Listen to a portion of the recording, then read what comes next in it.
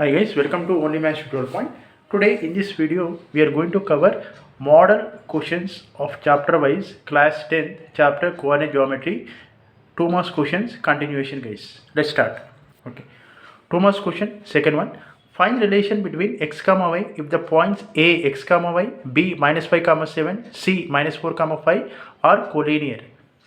We need to find the relation between x comma y, but the given points are collinear. How can we solve? Let's start.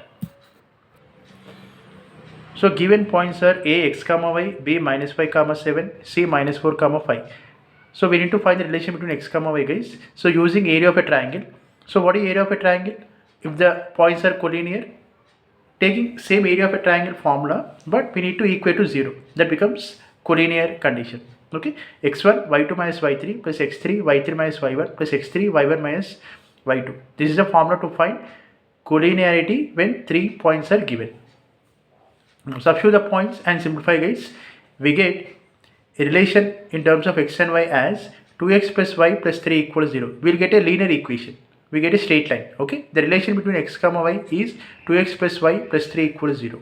Okay, I hope you understand this sum. Thank you for watching. Please subscribe to my channel for more videos and for more updates. Thank you.